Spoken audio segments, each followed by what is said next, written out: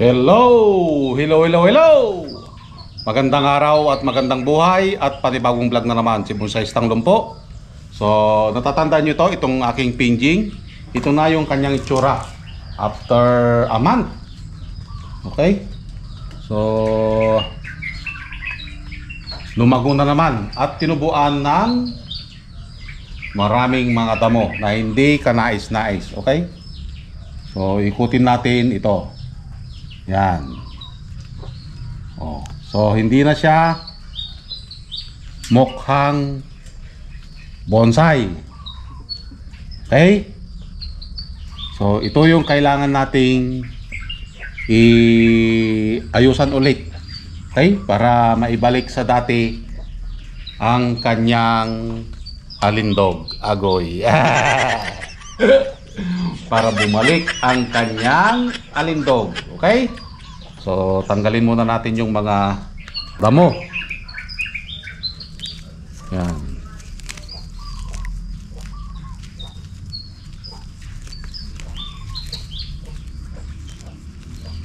Ito yung kagandahan sa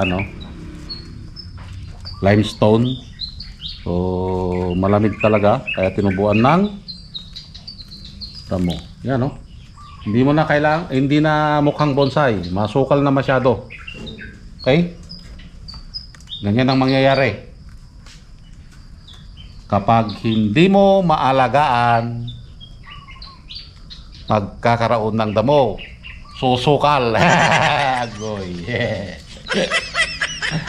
So, kailangan nating linisan ang kanyang singit. Singit talaga. Ayusan natin. Okay, tanggalin yung mga damo na tumubo para magmukhang pinjing ulit. Okay? Alam nyo ba yung kwento nito? Sa mga bago dyan, ang kwento nito ay pagitan ng dalawang bundok. Sa baba nun may lagusan. Yon ang kanyang kwento. Okay? So dahan-dahan lang natin hanggang sa lumabas yung tunay niyang ganda. Yan.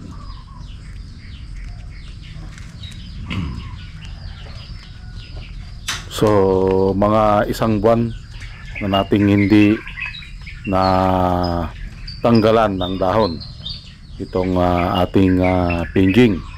So ganito na kasukal.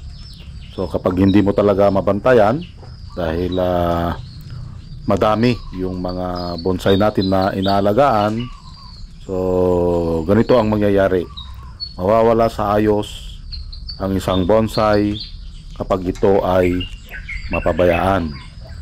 At sabi ko nga palagi, ang bonsai is a living art. So mayroon silang buhay, nababago ang kanyang itsura kapag ito ay napabayaan. Okay?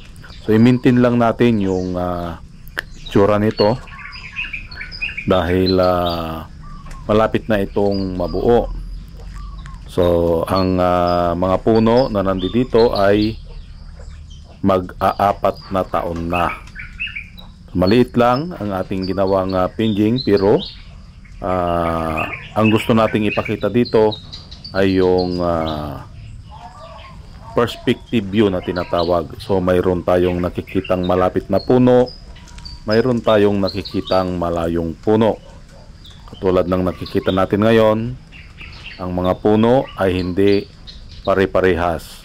Mas malaki yung nasa harap at yung nandun sa likod ay mas maliit para magkaroon siya ng perspective view. Ayun ang mahalaga sa isang pinjing.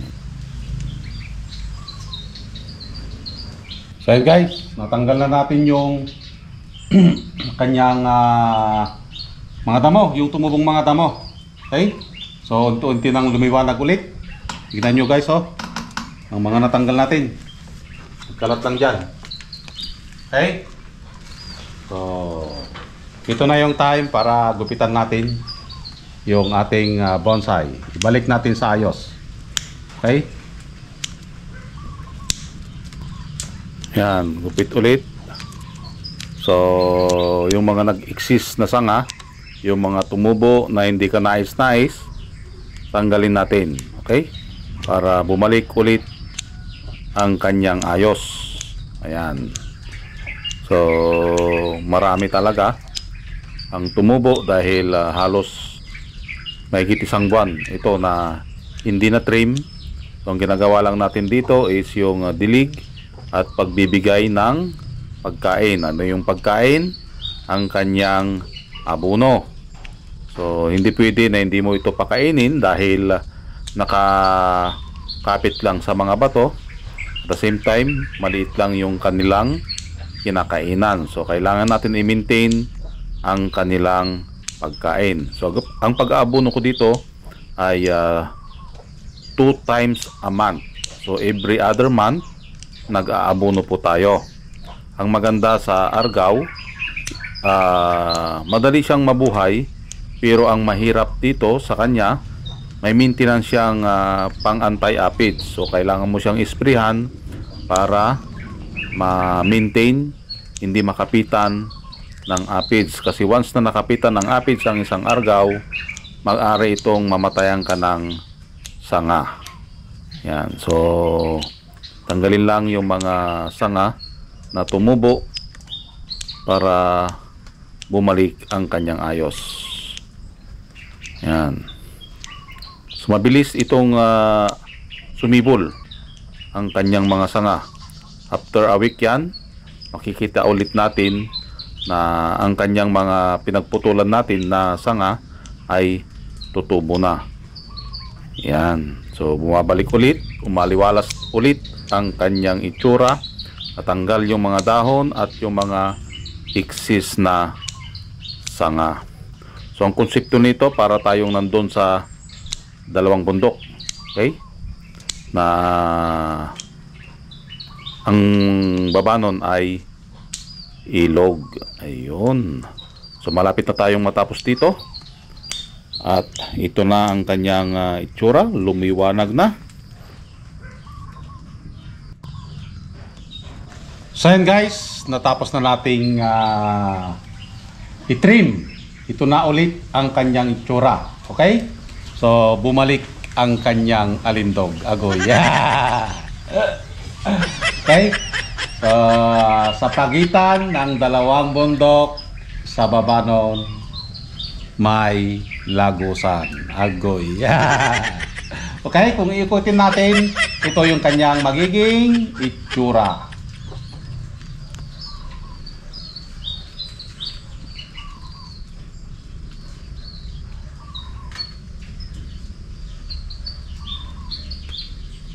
Yan.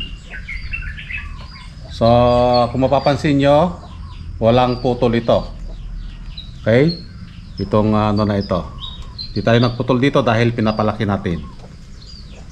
Okay? Yan. So, ito yung kanyang itsura sa likod. Okay? So, bakit natin itinira yun? Yung doon sa likod, okay? Dahil butas ito, itong portion na ito is butas kung wala ito, okay? Kaya pahabain natin konti hanggang dito, okay?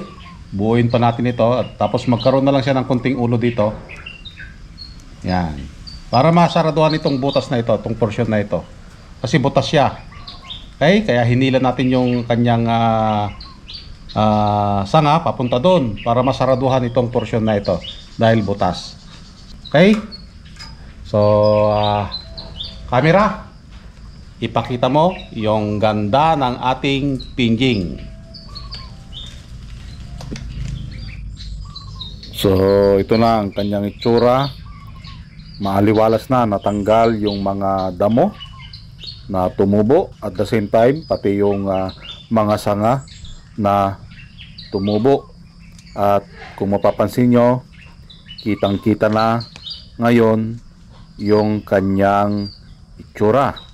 So ito yung sinasabi kong puno na malayo, para magkaroon siya ng perspective view. Naglagay tayo ng isang maliit dyan, and then Pagdating dito sa harap, mas malaking puno ang ating nakikita. Kumbaga, palaki ng palaki para mayroon tayong nakikitang malapit na lugar at malayong lugar.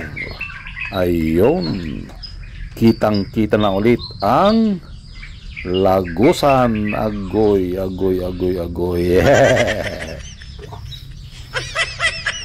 So yan guys, nakita nyo na kung gaano kaganda ulit itong pinjing na ito. So pakapalin pa natin ito bago natin ilabas dahil kulang pa tayo doon sa parting likod. Ayun, nakukulangan pa tayo doon.